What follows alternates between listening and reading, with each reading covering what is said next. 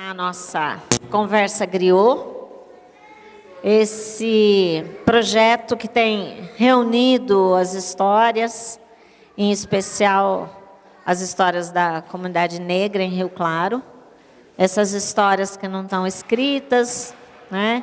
E que a gente precisa aproveitar que as pessoas que viveram épocas interessantes, projetos interessantes, coisas bacanas da cidade, que possam contar isso e deixar isso registrado.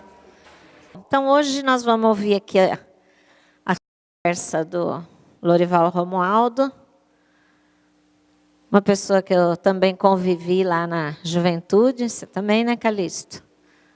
Nós vamos ver um pequeno vídeo que é para a gente motivar a nossa conversa.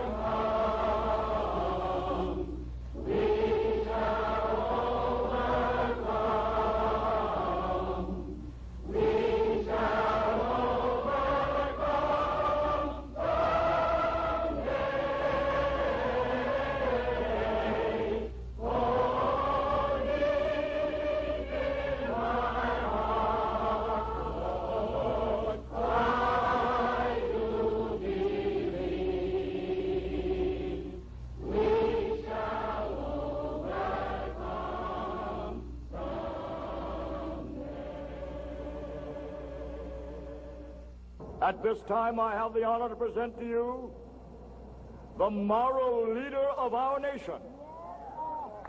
I have the pleasure to present to you Dr. Martin Luther King, Jr.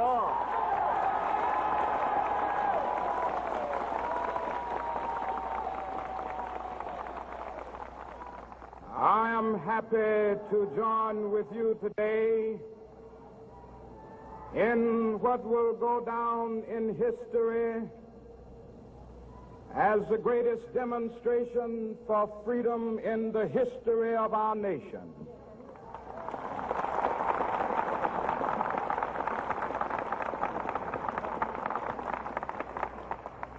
Five score years ago, a great American in whose symbolic shadow we stand today signed the Emancipation Proclamation. This momentous decree came as a great beacon light of hope to millions of Negro slaves who had been seared in the flames of withering injustice. It came as a joyous daybreak to end the long night of their captivity. But 100 years later, the Negro still is not free. 100 years later, the life of the Negro is still sadly crippled by the manacles of segregation and the chains of discrimination. 100 years later, the Negro lives on a lonely island of poverty in the midst of a vast ocean of material prosperity. 100 years later, the Negro is still languished in the corners of American society and finds himself in exile in his own land. And so we've come here today to dramatize a shameful condition. In a sense, we've come to our nation's capital to cash a check. When the architects of our republic wrote the magnificent words of the Constitution and the Declaration of Independence, they were signing a promissory note to which every American was to fall heir. This note was a promise that all men, yes, black men as well as white men, would be guaranteed the unalienable rights of life, liberty, and the pursuit of happiness. It is obvious today that America has defaulted on this promissory note insofar as her citizens of color are concerned. Instead of honoring this sacred obligation, America has given the Negro people a bad check, a check which has come back marked insufficient funds.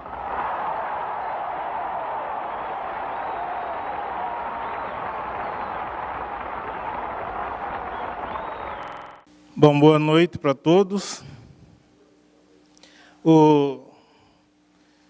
Para quem não me conhece, eu me chamo Lourival Aparecido Romualdo.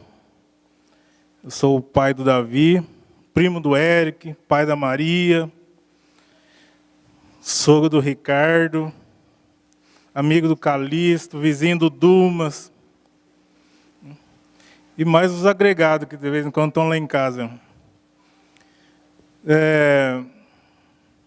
Eu nasci em Dois Córregos, então eu sou do centro do estado de São Paulo, caipira mesmo, e moramos em Tupã, Adamantina, e viemos para Rio Claro em 1963. 63, época que morreu Kennedy, morreu João 23, e também nessa década de 60, foi a década que nos Estados Unidos foi marcado por todas essas manifestações pelos direitos civis, principalmente dos negros. E isso foi algo que motivou muito as manifestações, os trabalhos também do negros de todo mundo, principalmente no Brasil. Martin Luther King fala também o seguinte, que tem um trecho que ele diz assim: nessa época de transição, todos são chamados a colocar à disposição a sua liderança, o seu talento, o seu trabalho. A história julgará com muita propriedade, com muito rigor, os filhos das sombras que praticam mal, falam mal, mas igualmente julgará os filhos da luz pela sua omissão, pelo desinteresse, né, por não tomar parte de nada, não fazer nada. E é exatamente isso que faz com que cada um, dentro de sua época, procurou trazer à tona algum trabalho. E é interessante, na história de Rio Claro, principalmente, que sempre houve aqui um pessoal, ou um grupo, ou outros grupos, que dentro da sua possibilidade, dentro do que pôde ser feito, procuraram estar fazendo alguma coisa. A história é sempre uma continuidade, a história não está começando hoje. Aliás, diz a Bíblia Sagrada que nada começa agora, né? Tudo que existe já existiu.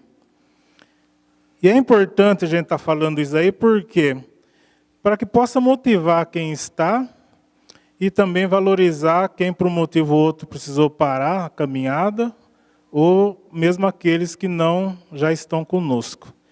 Nós não podemos esquecer da história. Nós, da comunidade negra, que quando aqui chegamos, fizeram um trabalho muito interessante contra nós, de dividir as famílias, de mandar mãe para a Bahia, pai para o Maranhão, os filhos para o Rio Grande, para o Rio de Janeiro, fez com que a gente perdesse essa situação. Para os mais novos, um apelo que não se perca isso daí. O Davi pode saber do pai, do vô, do bisavô. Nós paramos aí. E eu posso falar do meu pai, do meu vô, para aí. Meu neto deverá falar do pai, do vô, do bisavô e do tataravô. Nós não podemos perder essa situação de família. Nós temos que fazer um resgate sempre da comunidade. Porque esse é o grande trabalho que fizeram contra nós, porque quem não tem história não tem identidade. Então nós temos que fazer esse resgate com força. Por volta de 1984, apareceu em Rio Claro, circulou aí um folheto chamado, um folheto apócrifo, com todos os termos pejorativos contra o negro foram colocados naquele folheto. Tudo que vocês possam pensar aí, até coisas que eu nem tinha lido ainda, apareceram naquela época. Até aquela época, propriamente dita, eu não tinha uma participação de militância na comunidade negra. E aquilo fez com que fosse convocada a comunidade para um desagravo. Nós nos reunimos na Câmara Municipal, e ali me parece que foi um movimento bastante forte. Todos nós fomos lá, de fato, indignados com aquilo. E, logicamente, não se achou quem escreveu, quem não escreveu aquilo lá. O que mais colaborou aquilo conosco foi que aí nós pudemos também iniciarmos alguns movimentos com propriedade em cima daquilo lá. 1984. Uma das situações que nós começamos a trabalhar foi, nós criamos a Associação Sociocultural da Comunidade Negra de Rio Claro. Essa associação tinha uma participação, principalmente, do professor Sebastião Ambrósio, que foi nosso secretário de Educação. Naquela época, a secretaria era Secretaria de Educação, Cultura, Esporte e Turismo, era a secretaria só. O prefeito da época era o José Lincoln Magalhães. E aquilo despertou para que a gente pudesse começar um movimento. Talvez os movimentos pudessem estarem mais juntos, porque já tinha Zé do Patrocínio, Tamoio e outros movimentos, mas se viu naquele momento uma maneira da gente estar podendo prosseguir para esse lado. Principalmente as pessoas que mais participaram disso aí, o professor Ambrósio, o Calixto, o Jovair, o Carlos Rios, Carlão, né? Que nós fazíamos todos os domingos as reuniões para procurar ver se a gente tinha uma saída, uma militância, inclusive política, na época. E por causa dessas reuniões, nós conseguimos também começarmos a planejar uma festa muito grande que teve em Rio Claro no ano de 85. Essa festa é uma festa chamada Feconezu. Feconezu é o Festival Comunitário Negro Zumbi, onde nós reunimos nesse festival todas as atividades, como dança, canto, poesia, cabelos. Nós reunimos aí, foi feito no Chanceler, por volta de, no sábado, nós termos quase que 3.000 pessoas. Vocês imaginem Rio Claro, 1985, uma expectativa que se tinha quando reunisse 3.000 pessoas, que naquele tempo não tinha cota, né? Que agora a gente traz um ou outro por causa da cota, né? Mas naquela época eram quase todos negros. Então teve-se uma expectativa que ia acontecer a pior coisa que podia ter na cidade. Foram 3 dias, começamos na sexta-feira, sábado, domingo, com muita atividade, muita comida. Imagina alimentar todo esse povo, com teatro, dança, poesia, desfile de trança. E tudo transcorreu na maior normalidade possível. Não houve briga, não houve nada. Por quê? Porque nós não precisamos disso. Nós não precisamos, nós estávamos lá com um objetivo. Logicamente, para preparar esse festival, nós nos reunimos no meio ano. Então, todo domingo vinha um pessoal de fora e nós ficávamos reunidos para preparar todas essas atividades que iriam acontecer. Aqui em Rio Claro, quem tinha mais os contatos, quem mais estava à frente, que tinha as condições de estar conduzindo isso daí, sem dúvida, foi o Calixto. Que ele tinha conhecimento com as pessoas de fora, que nós, para vocês terem ideia, os colchões vieram de Franca, né? Vieram materiais de quase todo o estado aí, de fato, na época o Calixto que foi um dos idealizadores para que isso acontecesse aqui em Rio Claro. Nós trabalhamos mais na situação da organização em si. Né? São, logicamente, 3 noites sem dormir. Né? Me lembro que 3 noites sem dormir, quando acabou no domingo, nós estávamos todos radiantes de festa. Para encerrar, passamos aqui na rua 14 ali, tomar o último conhaque.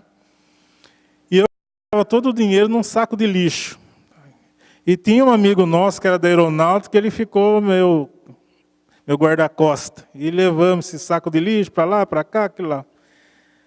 Na segunda-feira, quando eu acordei, cadê o saco de lixo? Né? Umas 100 caixas de bebida para pagar na Bebel. Daí você não sabe se você vai pegar o trem para ir embora. Daí fui na casa do Calixto. Chegar lá, o negão dormindo. Eu, o Davi pequenininho. Passamos, né? Isso daí aconteceu no Chanceler. Passamos no Chanceler. De longe eu vi o saco de lixo. Falei, nossa, eu deixei lá. Chegou lá, tem uns 15, 20 sacos de lixo, né? Logicamente não tinha nada. Na casa do Calixto, o Calixto dormindo. Eu falei, o que aconteceu? Eu falei, perdeu o saco de dinheiro. Ele olhou para mim e pum, cobriu de novo. Daí eu ligar para a esposa, né? Falei, nossa, e agora? Ela falou, nossa, bem, você estava ruim ontem. Por quê? Você chegou, pegou o saco, pôs no guarda-roupa, trancou, guardou a chave. Daí foi só alegria, né? Quer dizer, dinheiro não sobrava, mas também não faltou, foi tudo pago. Era uma festa que, logicamente, transcorre até hoje. Eu estive vendo no computador esses dias, no Google, a preparação para 2013. A festa que teve em 2012, agora parece que vai ser em São Bernardo. O ano passado foi em Jundiaí. É uma festa que demanda muito esforço, muito trabalho, mas é uma festa que dá para ter a noção exata daquilo que nós somos capazes de realizar. Porque aquilo lá, de fato, o poder público ajudou com o local, né? E nós fizemos todas as outras coisas. Na época, aí saindo de 80, caminhando para 85, surgiu uma situação do prefeito, da prefeitura está nos cedendo um terreno. Esse terreno que depois foi cedido lá para a Gracifes, que depois perdeu, aconteceu toda uma situação aí que eu não acompanhei direito. Mas a proposta era que esse terreno deveria ser usado por todas as entidades da comunidade negra. A princípio, esse terreno não era para ser dado para a Gracifes, ou para o Tamoio, ou só para um. Seria para todos, para todos.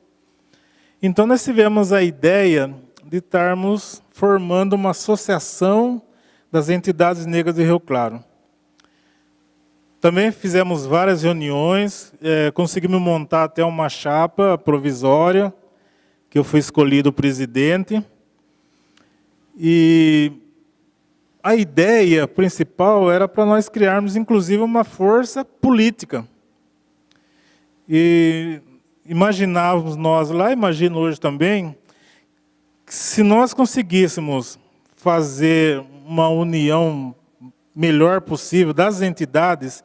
A união, quando a gente fala, não é a união de que todo mundo tem que pensar igual, todo mundo vai ali, vai aqui, todo mundo tem que ser do mesmo partido, todo mundo. Essas coisas não existem, nem para os negros, nem para o branco, nem para o japonês, nem nos índios, isso daí é besteira. Inclusive, é uma caminhada que sempre nos colocam e nós não devemos entrar nessa daí. A união é nós enxergarmos que aquela coisa que vai ser formada é uma coisa boa para a comunidade. E daí, então, cada um tem que, logicamente, dispor de alguma parte sua para que haja uma caminhada nesse sentido.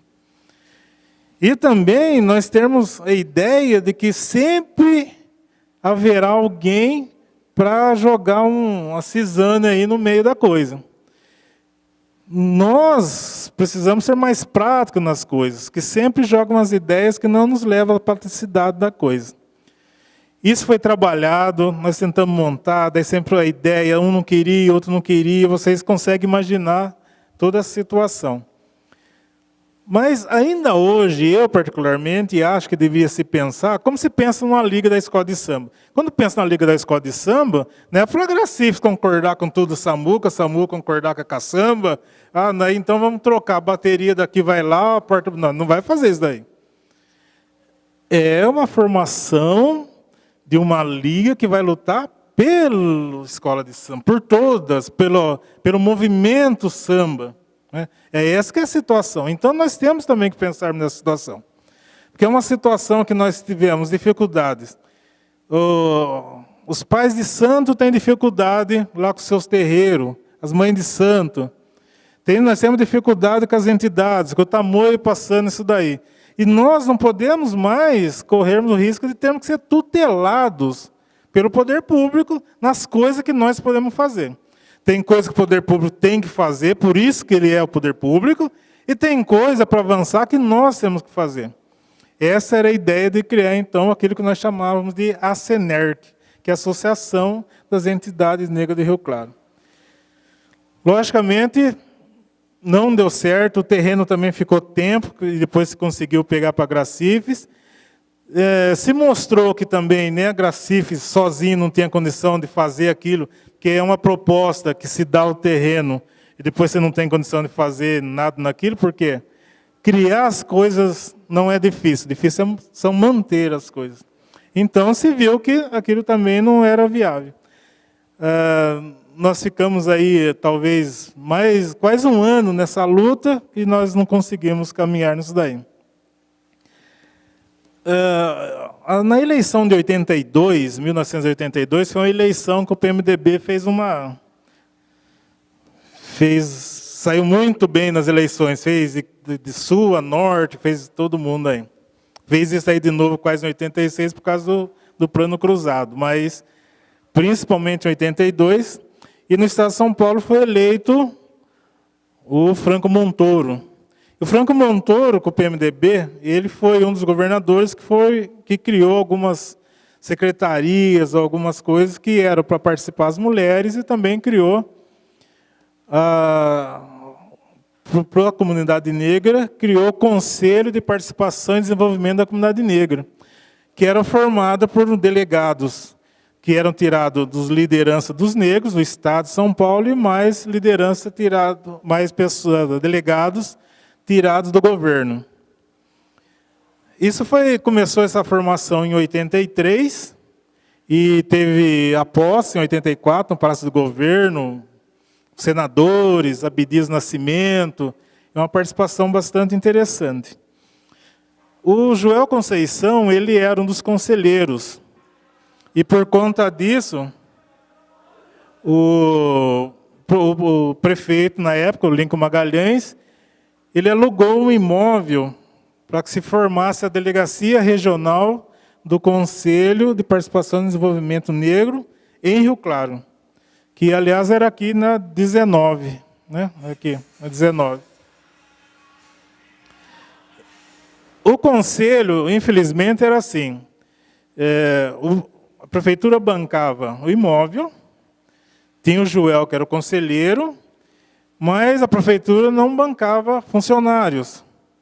Daí quem fosse trabalhar teria que ser ou voluntário ou alguma coisa desse tipo.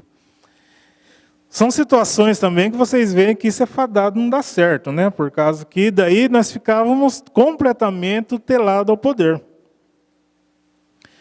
Porque não conseguimos de maneira alguma dar um encaminhamento para aquilo lá. O conselho no Estado ainda existe, mas ele funciona como? Esse conselho de participação ele é ligado à Secretaria do Governo do Estado. Então, alguns, para trabalharem no conselho, para participarem, eles são afastados da secretaria que ele trabalha, para ficar à disposição da Secretaria do Governo para que possa ser indicado no Conselho. Então, vocês veem que isso acontece bem no nível da cidade de São Paulo, mas claramente nós vamos ter muita dificuldade de estar acontecendo isso nas cidades, por causa daí a prefeitura teria que bancar.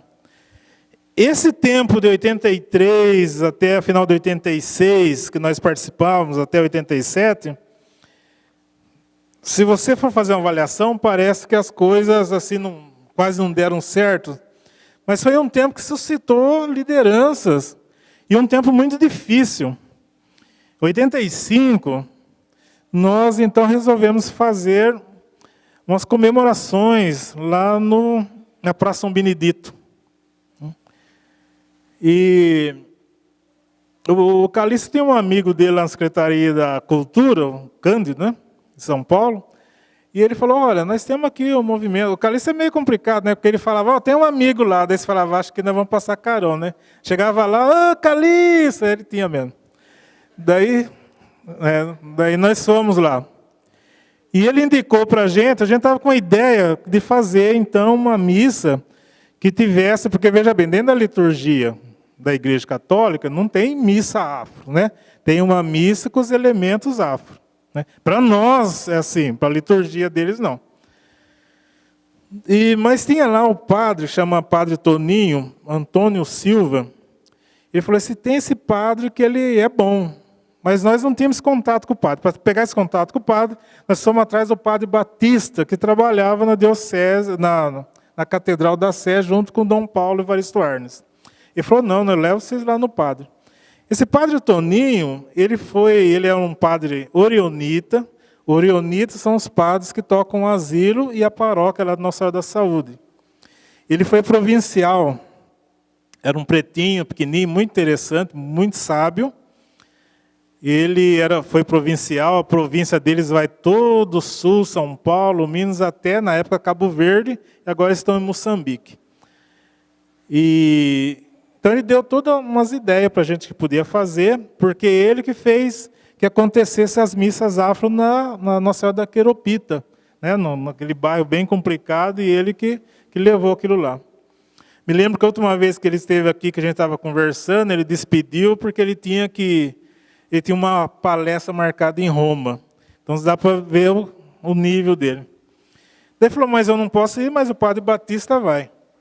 O Padre Batista, um negrão grandão, crenqueiro que só ele, uma batida firme.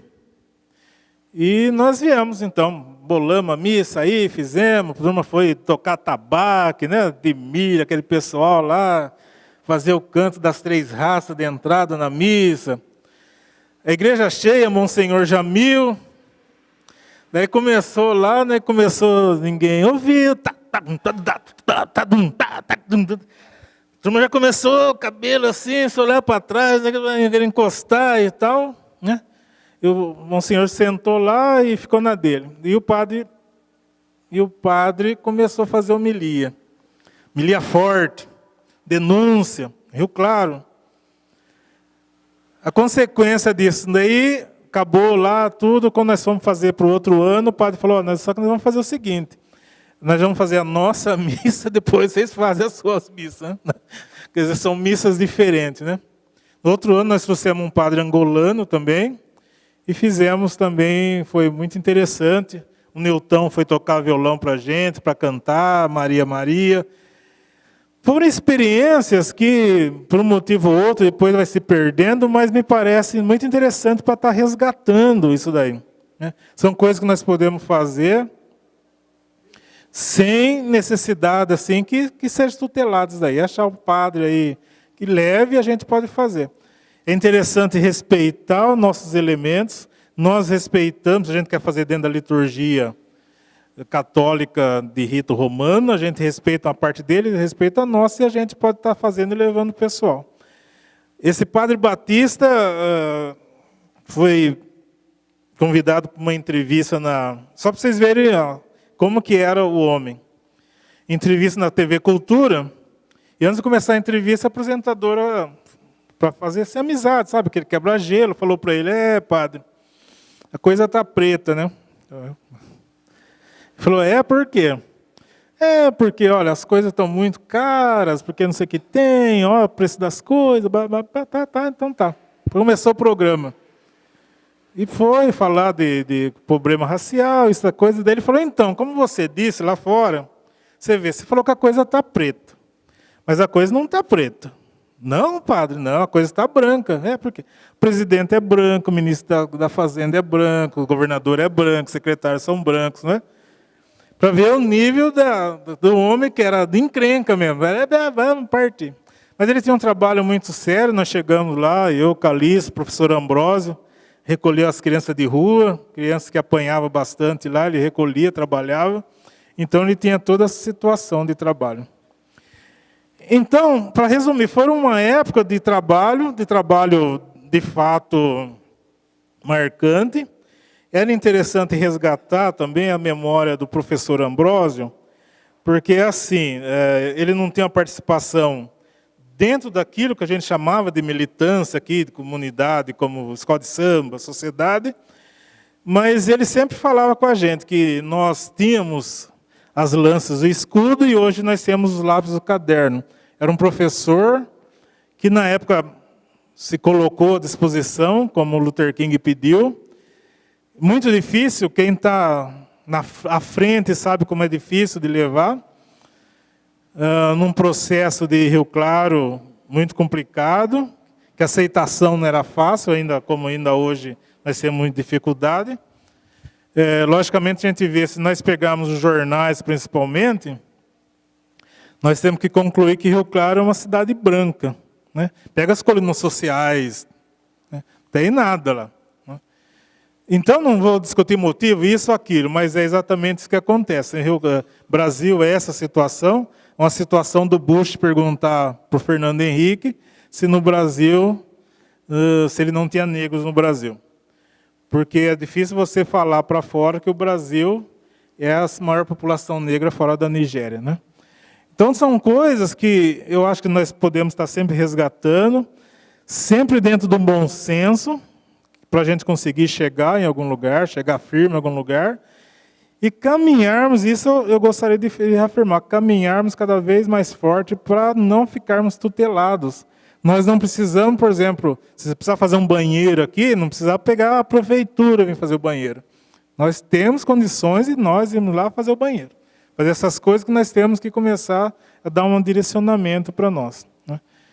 E nós não termos assim medo das coisas, nós vamos trabalhando. Né? Trabalhando, que as dificuldades vão aparecendo, mas nós vamos estar vencendo isso daí. Em 88, na eleição de 88, nós também com esse grupo aí, que era eu, Carlão, o Calixto, mais o professor, nós pensamos aí, na eleição de 88 aqui, que foi eleito o Azil Brocchini, de nós lançarmos, fazermos uma força, já com esse movimento, para que o professor Serzedelo fosse candidato a vice numa chapa, para a gente poder negociar naquela época já. Aí, por um motivo ou outro lá, ele não conseguiu, e o Calixto conversou com os filhos dele e tal, e ele achou melhor não ir. Mas é interessante deixar aqui também marcado que o professor Serzedelo, ele jamais declinou em nos apoiarmos em todos os movimentos. Em tudo que era chamado, para que pudesse falar, tá, ele sempre se colocou numa situação firme, uma situação de mostrar a negritude dele, e com toda aquela capacidade que lhe é devida. É importante a gente também tomarmos a consciência de que cada um tem que fazer bem sua parte. Aquele que procurar fazer a parte do outro, normalmente ou vai sobrar ou vai faltar. Aquele de nós que procurou estudar o assunto, que tem conhecimento, esse deverá falar. Quem não tem, não deve falar, porque compromete. Se é necessidade de um lugar e alguém com representatividade assegurada, vocês mandem essa pessoa. Nós deveremos mandar. E o professor Serzedelo, na época, foi um que nunca se furtou a comparecer e fazer a parte dele em momentos até bastante complicados, como foi essa da questão do folheto apócrifo, que ele foi um dos comandantes que foi lá ele já diretor do departamento na Unesp, ele foi lá e colocou a tapa lá para que a gente pudesse dar um rumo nas coisas. Quem quiser fazer pergunta boa, pergunta ruim não, né?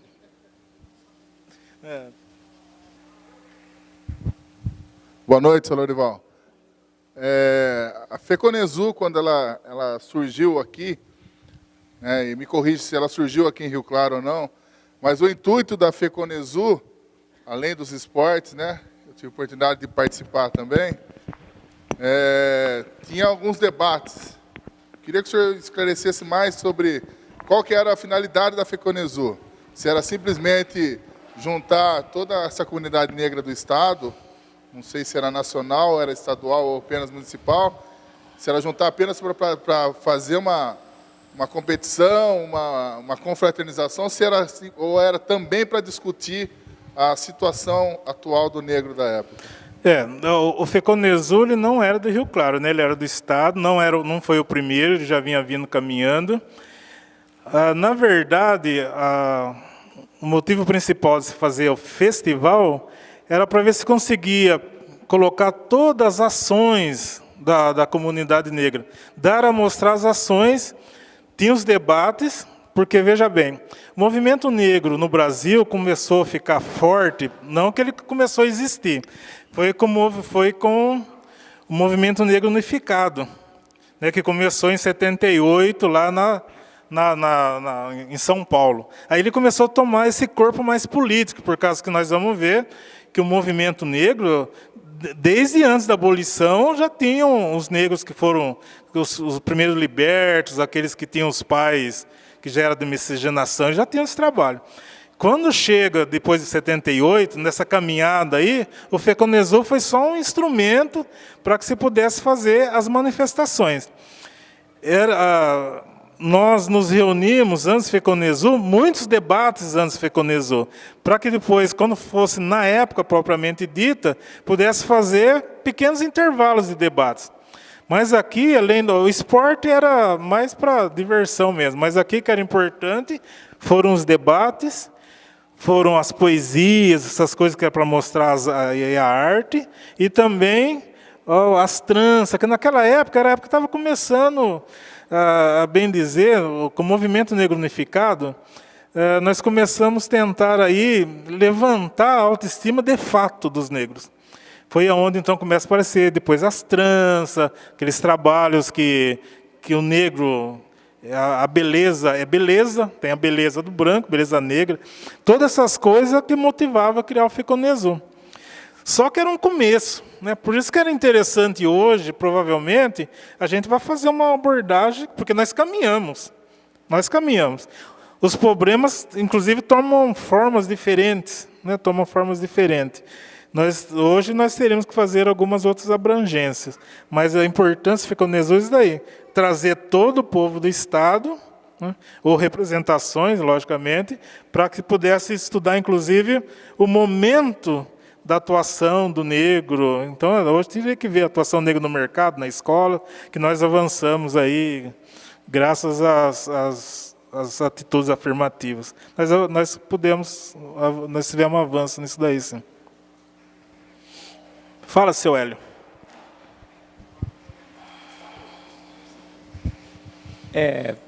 A gente sabe que você é das poucas pessoas que conseguiu fazer que o filho desse continuidade em algum trabalho que fez dentro da comunidade. O Carlão, né, que já faleceu, também é um dos poucos. E eu queria que você falasse um pouco como você acha que estaria a comunidade hoje se as outras pessoas que você citam e outras que você não citou, que também fez trabalho, conseguisse fazer isso, que a gente sabe que eles trabalharam para os filhos fazer faculdade, fazer aquilo, mas não para militar dentro, né? Como a gente estaria politicamente, aí eu falo enquanto comunidade, né? O que isso você acha que poderia ter trazido de melhoria, de não perder patrimônio, de não perder as coisas, a partir desse pressuposto que todo mundo ia ser a primeira coisa de falar que não era que o filho tinha que vencer, mas sim que tinha que lutar por todo mundo, entendeu? A fórmula é complicada, né? Mas tentar assim, dentro daquilo que eu consigo entender.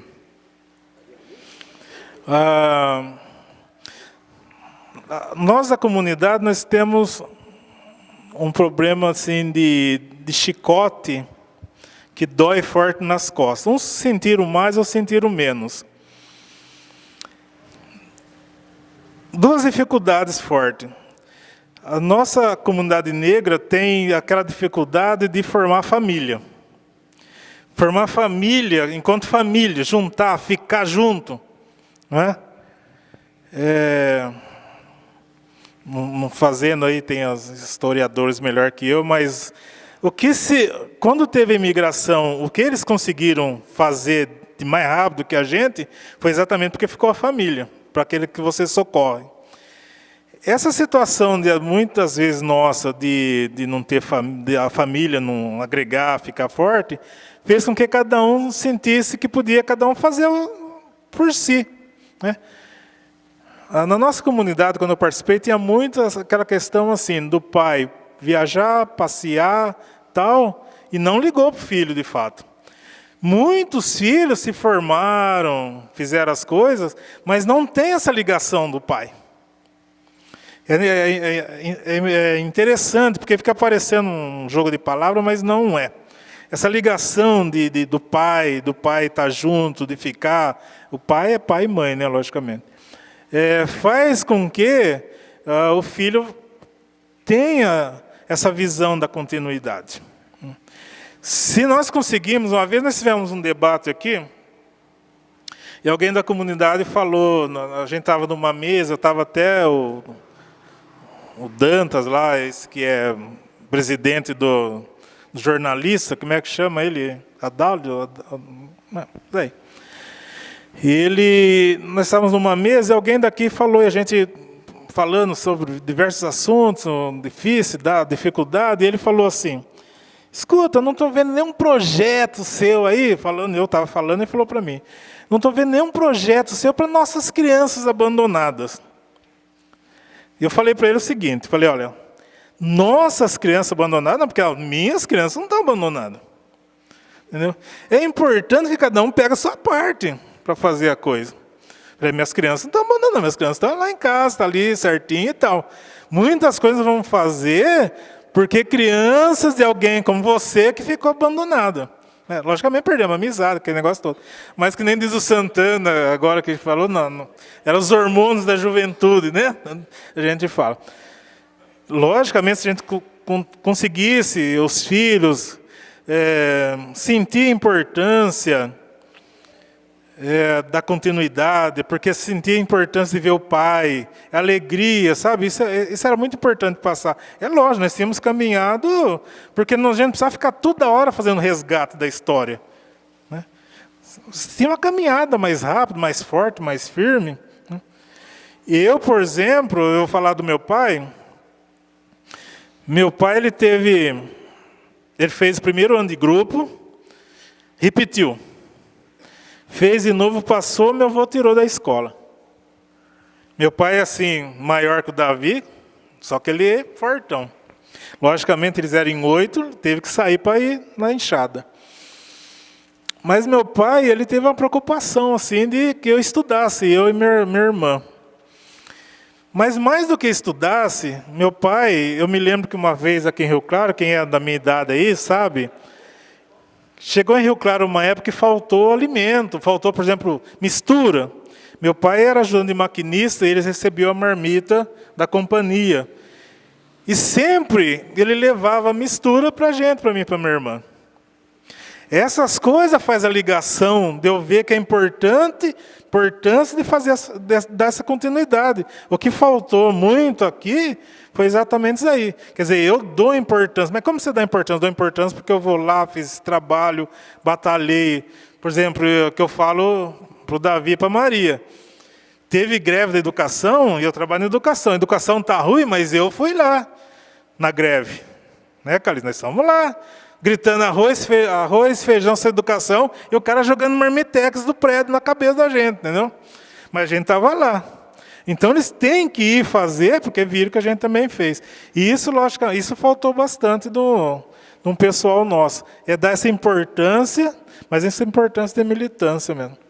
E de fato, daí, nós vamos ficando sempre para trás nessa situação. Porque ninguém vai dar nada de graça para a gente. Ninguém vai dar. Ou a gente vai atrás para pegar, né? E para pegar tem que se organizar. Para se organizar, algumas vaidades vão ter que ficar no meio do caminho, né? Como é que diz o sábio que quando se corrige um sábio, ele torna ele mais sábio, e quando corrige ignorante, você ganha um inimigo, né? Então acontece muito disso daí. A pessoa, nós vamos ter que largar algumas vaidades para poder fazer uma caminhada junto. Porque senão a gente não consegue. Se todo mundo achar que está certo, tem razão, eu faço, blá, blá, e eles vão em frente. Fala.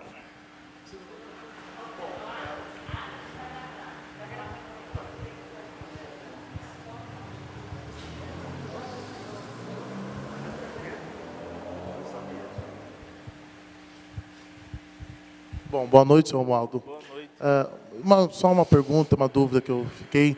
Quando você fala da festa do São Benedito, né? A festa do Benedito, ela é no mês de novembro ou no mês de abril? É uma dúvida que eu tenho. Outra pergunta.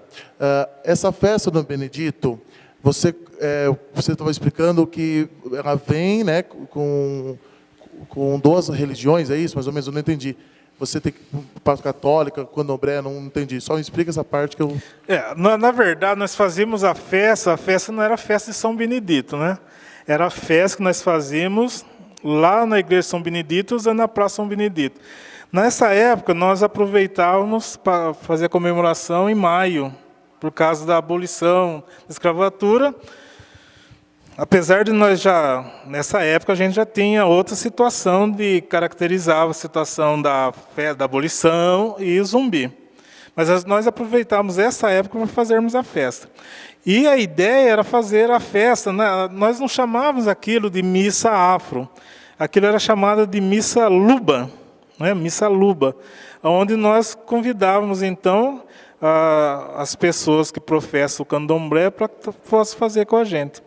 Porque isso também não era novidade. A novidade aqui, a gente tem que sempre tomar cuidado e falar a primeira, porque de repente você vai descobrir que 1932 fazia aquilo, né? A gente tem muito isso daí. Às vezes a gente fala, a primeira vez quem foi eu, daí seu avô fez lá, não sei onde. Mas, por enquanto, nós não tínhamos esse trabalho e nós fizemos isso daí, para aproveitar, então, os elementos afro, né, para fazer as oferendas todas, então fazer isso que hoje faz ofertório, as oferendas já com o movimento afro, e umas músicas que pudessem congregar mais as raças. A mensagem era sempre de congregar, né, congregar. Tem uma perguntinha aqui, vou tentar fazer uma pergunta boa. Não sei se vai ser boa. Mas, assim, você comentou sobre uma trajetória importante do movimento negro e no seu engajamento político. A política é um tema muito interessante porque ela é uma virtude, ela pode ser uma virtude no fortalecimento da luta, mas ela também expõe muitas contradições. Digo isso porque você falou da importância do movimento ser amplo no sentido de não se aliar a uma posição política específica, ou quando entra no campo partidário, isso fica mais complexo, mas também mostra um tanto de contradições. Eu estou falando isso porque um debate importante sobre cotas, no campo político, ele se vale de posições super importantes para defender, ora uma posição, ora outra.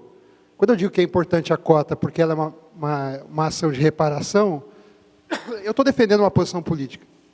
Só que tem gente que defende uma posição completamente oposta, dizendo o seguinte, olha, a cota não é a solução é ter um forte investimento na educação para incluir todo mundo.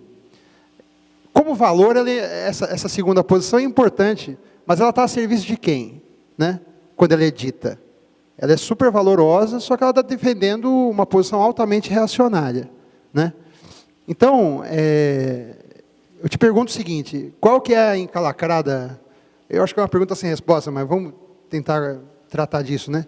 qual que é a encalacrada maior? Se eu, enquanto movimento, defino um espectro político, que eu consigo dialogar, ou que eu consigo reconhecer melhor aquilo que, do ponto de vista do que eu quero, representa de fato aquilo que eu quero, né? Por conta disso, diminuo um campo maior de possibilidades, essa encalacrada é pior, ou é aquela em que eu defendo a ideia de que a gente tem que ser o mais amplo possível e corro o risco de ficar a serviço de um monte de gente que está travestido de quem defende a igualdade, mas quer, na verdade, sustentar uma posição contrária, né? Olha, o que eu acho é assim, quem achar que deve militar na comunidade, militar pelos direitos, que não precisa ser os negros só, todos aqueles que têm simpatia pela causa, luta, trabalham pela causa, até porque hoje nós vivemos num país bem miscigenado, né, e que precisa, se vocês prestarem atenção nessa marcha aí do Luther King, se deu algum êxito porque lá estavam abraçados os negros brancos. Se deu também na África do Sul, se tirou proveito, porque também, vocês acompanharam, vocês vão ver que estavam também na marcha, ainda que uma população branca bem diminuta, mas os brancos e os negros marcharam juntos. Acho também que a grande façanha, o grande triunfo de Mandela foi exatamente quando ele tomou o poder, dele não querer fazer um revanche, como de repente aconteceu lá em Zimbabue, que fez com que o país não ande. Então, que nós vamos ver? Na questão política, é necessário que quem quer fazer essa militância política tenha um aprofundamento no sentido de entender o que exatamente que o partido, onde que o partido quer chegar. Né? Eu, por exemplo, eu sou filiado ao PDT. Só que o meu PDT não é um PDT de hoje. Meu PDT seria o PDT de Leonel Brizola, de Darcy Ribeiro, aquilo lá por quê? Porque o partido, o PDT, ele tinha no seu programa uma política exclusiva para negros. Não exclusiva como pega o negro, coloca aqui, não. Onde nós queremos chegar com essa militância negra? Onde nós vamos andar com isso daí? Porque se nós chegarmos na parte das cotas, vamos imaginar que os partidos todos estejam mesmo interessados em ajudar o negro para ajudar o Brasil. Porque nos Estados Unidos a cota não foi dada porque o cara achou que o negro, coitadinho do negro, não era nem reparação. É uma questão de inteligência. Você tem lá 50 milhões de pessoas vivendo sem ter dinheiro, você não pode inserir essas pessoas lá no mercado de trabalho e nem no consumo. Na medida que você pega esse pessoal e começa o mundo a ter condição de consumir e tal, você vai fazer com que o país melhore. Isso é a lógica. Aqui, se nós pensarmos assim, vamos pensar numa situação, o meu partido, eu confio, nós temos uma caminhada, é lógico, a cota, ele não é a solução, em termos de essência. Né?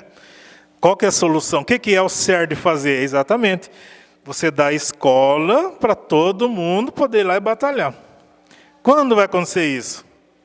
O dia que o Sargento Garcia prendeu o Zorro, né? Então, nós vamos ficar sempre nisso daí, porque isso aí é um discurso que vem vindo lá. Então, a cota, ela tem que acontecer, por quê? Porque é uma ação de imediato. É lógico que deveria chegar num ponto que que não tem mais o daí, porque isso daí não é certo, como essência. A história é interessante, quem gosta de militar, porque é assim, eu tenho um articulista da Folha, até ele fez esses dias aí uns artigos muito interessantes, colocando assim, que hoje, mas isso não é hoje, a preocupação nem é de você ter uma discriminação, ter um preconceito. A atenção que se tem é você ajudar seu grupo. Seu grupo. Então, o meu grupo é eu, Ari, Calixto, o Hélio. Se tem um emprego, eu vou indicar. Se ele tem, indica o outro, faz aquilo lá. Agora, quem sempre deteve essas coisas? A comunidade não negra.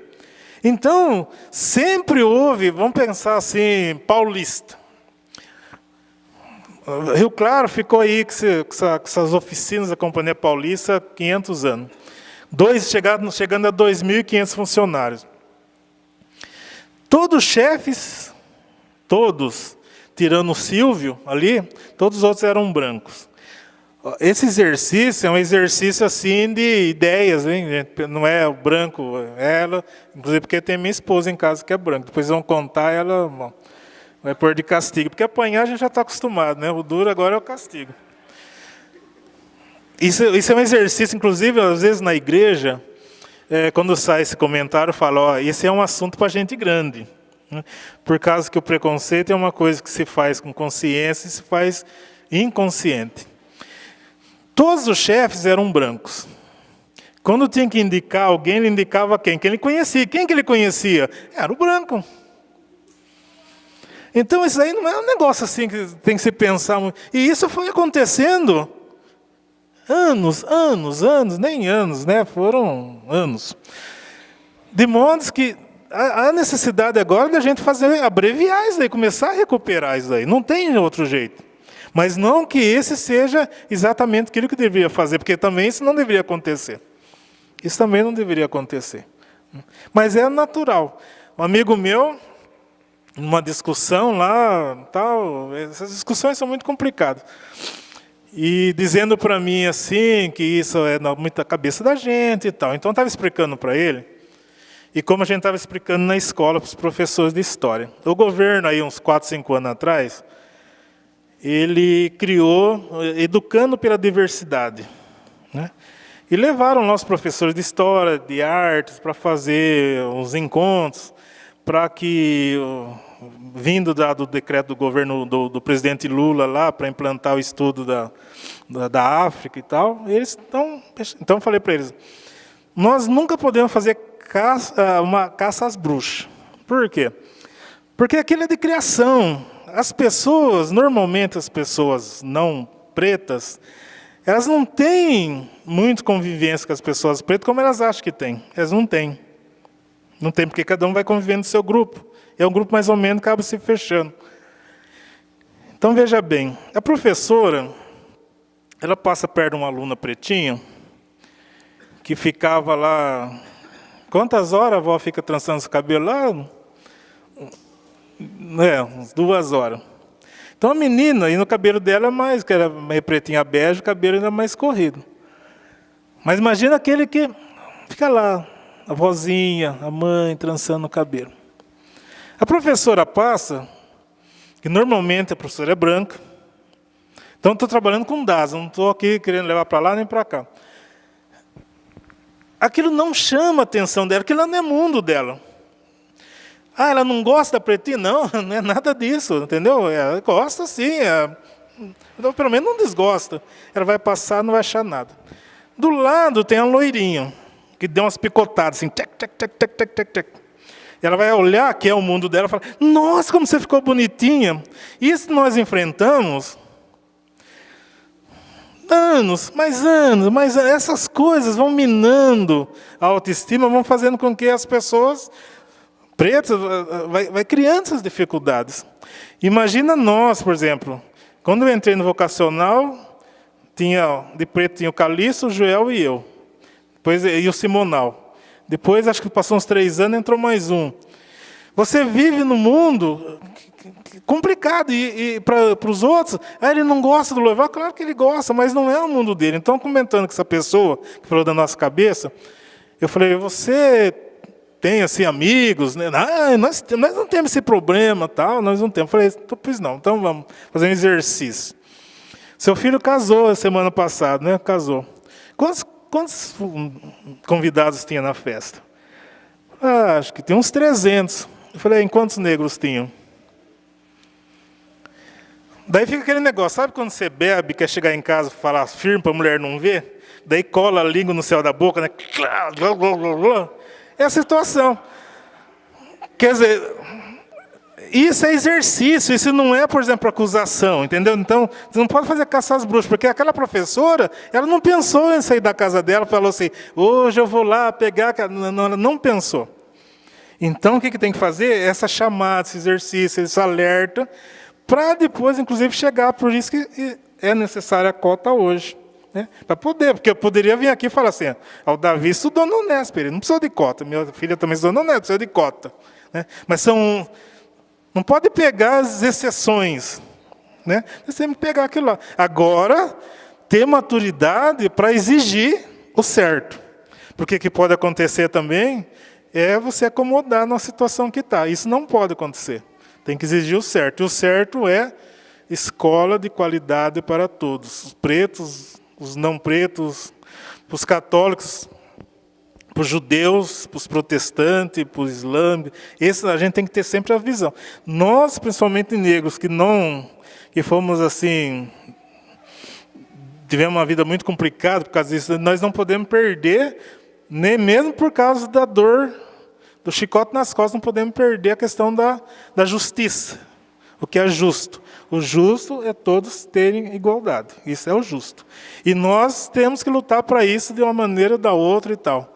E, logicamente, a gente saber que nós temos um trabalho a mais para frente para caminhar, e caminharmos juntos, mas jamais esquecermos que tem que ter igualdade. Isso a gente não pode perder.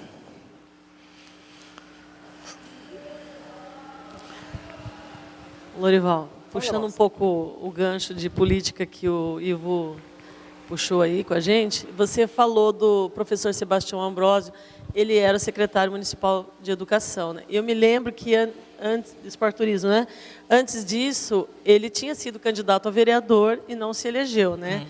E eu me lembro de, assim, não muitos candidatos na época, veio o Joel, né? E depois também teve o Armelindo Silva, da Sugical Center.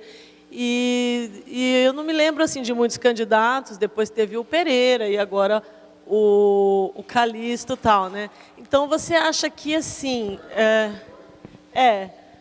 mas assim, na época, ou inclusive agora essa participação no processo político de candidatos a vereadores, assim, você acha que é porque não tinha apoio, que a própria comunidade não estava interessada nisso, ou a comunidade negra, eles não se apoiavam entre si, assim, ou porque é dificuldade financeira, ou de estar dentro de um partido, ou você acha que hoje melhorou essa participação dentro da Câmara, ou então é muito ainda desigual? O que você acha disso? Bom, eu vejo, em primeiro lugar, que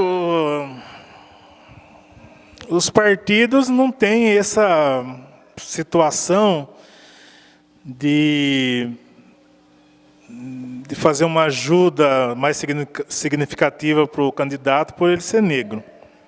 Talvez nem seja isso daí mesmo. Mas o processo de eleição dos candidatos negros talvez passe aí por alguma situação assim.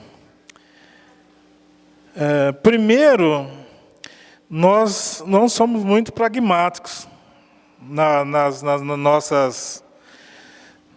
época das eleições, dos pleitos proporcionais. Sempre procura se criar que você não vai votar no fulano só porque ele é negro. É lógico, isso aí não tem. Né? Mas sempre dá um ênfase muito grande nisso daí, cria essa situação. O negro, o candidato negro, ele não tem que ser representante da comunidade negra. É outro peso que os candidatos da comunidade negra têm que sair, têm que tirar das costas, que muitos fazem com que isso vá nas costas dele.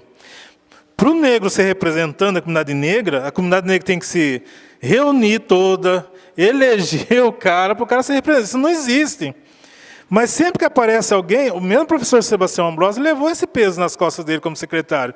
Que o representante da comunidade negra, então... Não, ele não é representante da comunidade negra. Ele é o secretário de Educação, Cultura, Esporte e Turismo.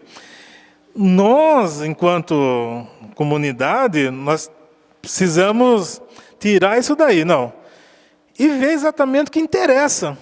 O que interessa? O que interessa...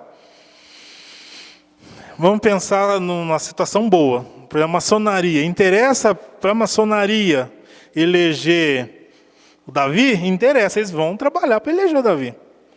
E não importa ninguém ficar falando, mas não, vocês não podem, isso não pega eles, mas pega nós. Pega nós. Entendeu? Sempre tem alguém que fala, mas você vai estar fazendo só por que não? O que nós queremos? Onde nós queremos ir? Se a gente não quiser ir em lugar nenhum, tudo bem. Mas eu insisto que não pode ter esse peso que candidato da comunidade negra representando a comunidade negra. O candidato, ele é negro, pode estar inserido dentro de uma entidade negra, se a entidade achar por bem, deverá caminhar para eles, isso é prático, né? Porque o pessoal gosta de jogar isso fora. Sempre que aparece um, dá um jeito de colocar mais um, mais dois, mais três, né? Isso é fato. A comunidade vai ter que criar maturidade. Vai ter que criar maturidade nisso daí, que é interessante.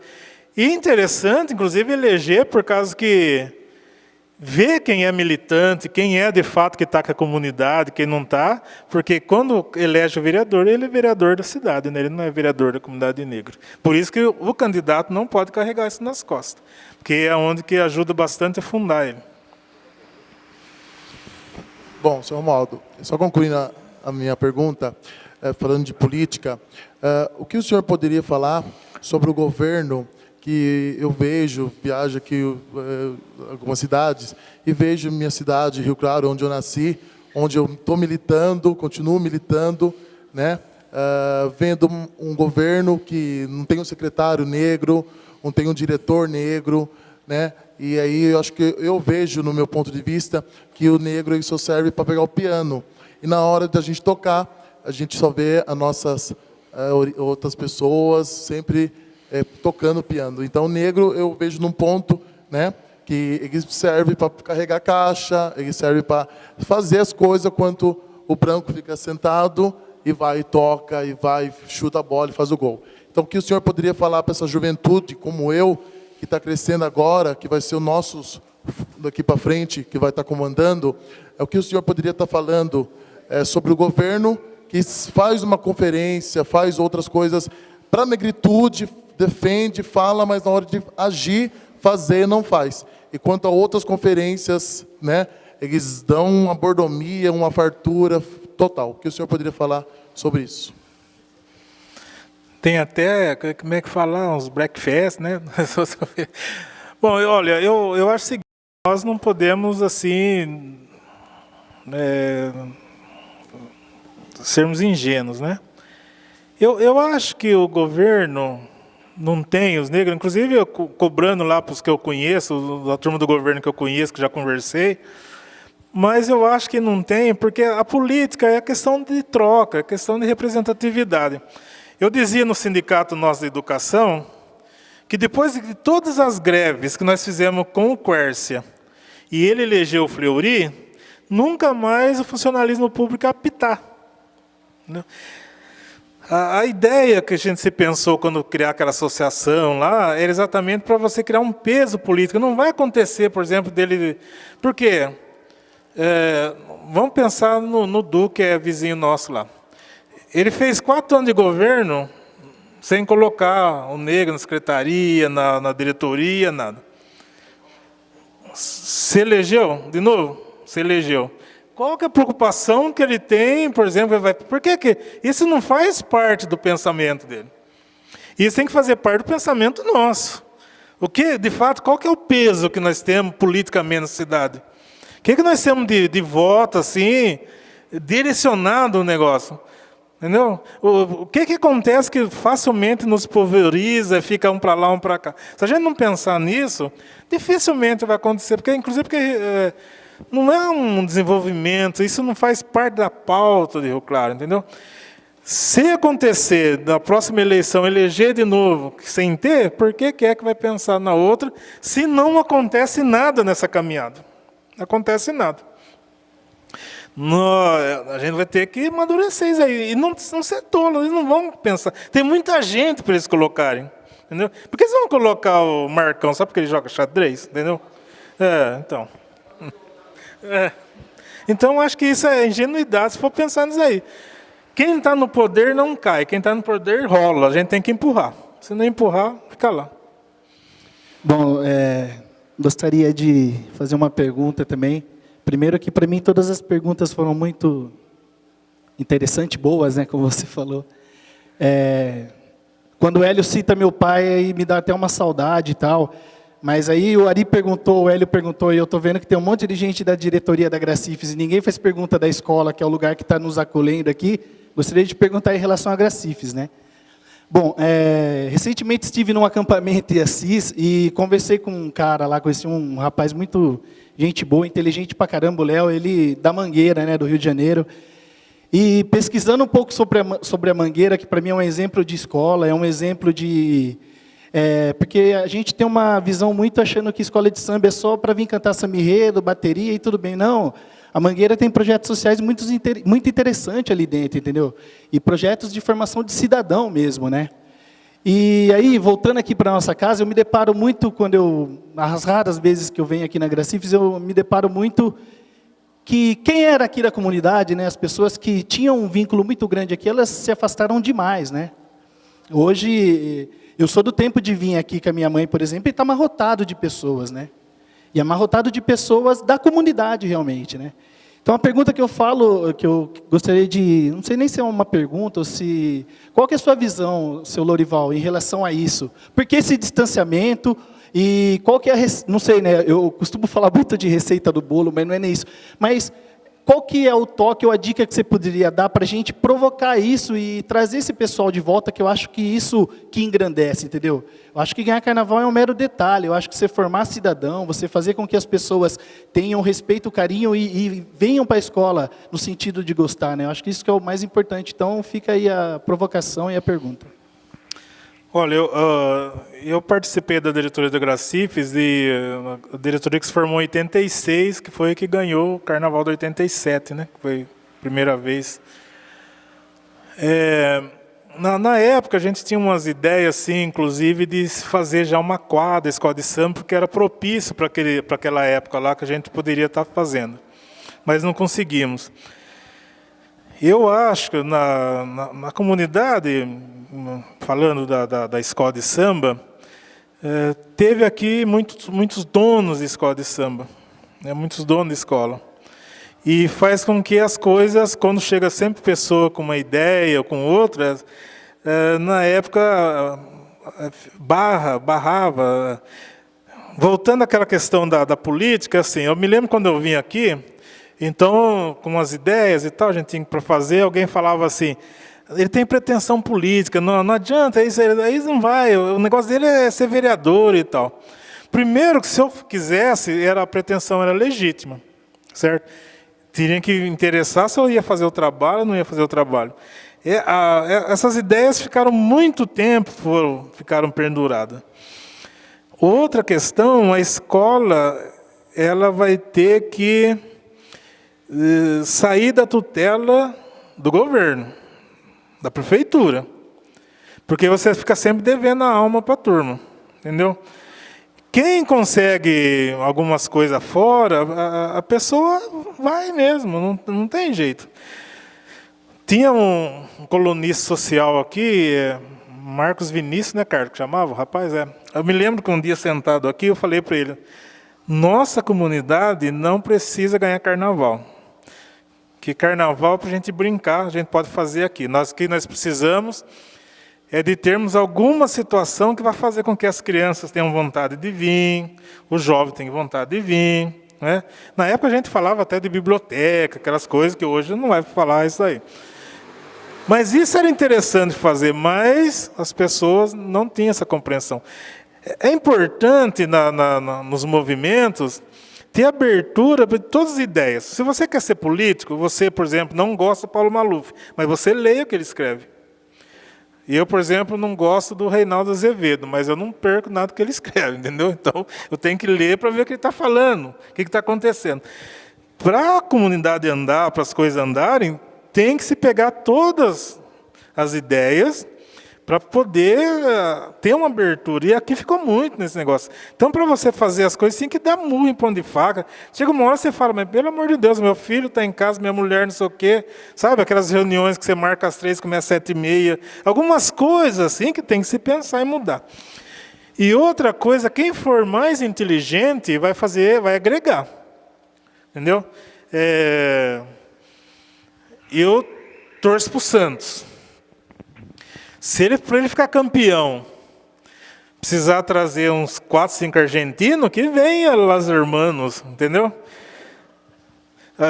Que eu não vou querer que ele vá para a segunda só porque Los Hermanos não pode. Então, se a gente não mudar essa mentalidade, fulano não, ciclano não, bertano não. Buscar também, procurar pessoas de carisma, tem liderança, né? Ter respeito, que nem diz o Aragão, respeitar aquele que soube chegar onde chegou, né? Se o Hélio, que tem conhecimento, vai falar, ele fala, você carrega a caixa. Se você tem o conhecimento, você vai falar da entrevista, ele vai carregar a caixa. Às vezes existe uma inversão. Então o cara chega, o que acontecia naquela festa São Benedito? Você organizava, por isso que para.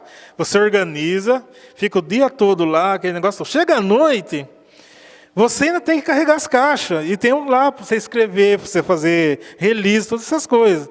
Quer dizer, o outro acha que está menosprezando porque ele está carregando caixa. Não, cada um deve fazer a sua parte.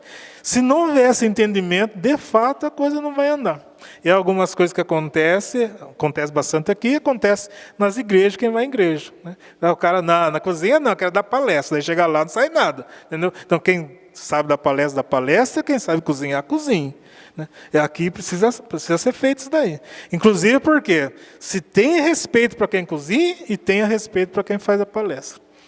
Cada um no seu quadrado. Senão, o cara vai embora, não aguenta, ninguém aguenta, não. Lorival, eu queria que você falasse um pouquinho mais sobre a Senerc. Então, assim como o Alain, também queria saber um pouco essas histórias aí. Da Senerc? Isso. Então, a Senerc, o pensamento da criação foi quase que em cima da questão do terreno, que deveria assim, quando foi o Lincoln falou de doar o terreno, então, vou doar um terreno para a comunidade negra. A comunidade negra, quem... Daí alguém, logicamente, falou, para Gracifes. Daí o Loto falou, não, Gracifes não é a comunidade negra, Gracifes é uma entidade da comunidade negra. Tamoio também, não pode ser para o Tamoio, então era lá para o centro. Daí o que se pensou? Vamos fazer então uma entidade que congregue todas, com estatuto, até tem aqui um esboço do estatuto, que congregue todas as entidades para que possa estar recebendo esses bens. E não só esses bens, essa entidade iria dar uma ajuda para todas as entidades da comunidade negra. Ela não se concretizou? Não.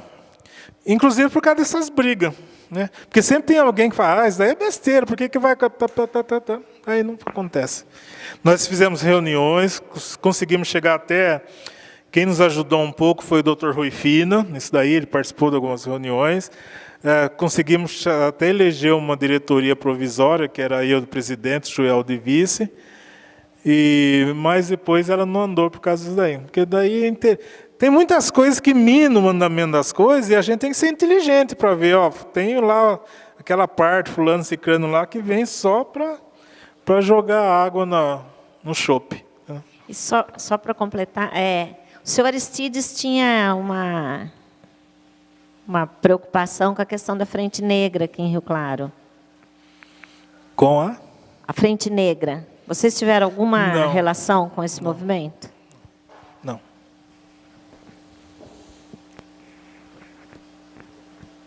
Como é que o cara fala? Pronto, falei. We've got some difficult days ahead. But it really doesn't matter with me now. Because I've been to the mountaintop. I don't mind. Like anybody, I would like to live a long life. Longevity has its place. But I'm not concerned about that now. I just want to do God's will. And He's allowed me to go up to the mountain. And I've looked over, and I've seen the promised land. I may not get there with you, but I want you to know tonight that we as a people will get to the promised promised land.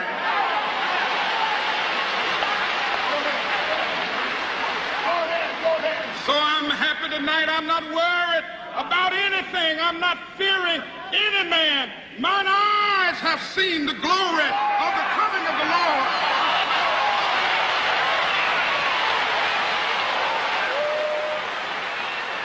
Então é isso daí que a gente iria colocar. Quero agradecer a paciência de vocês, de estarem conosco, e estamos à disposição, tá bom?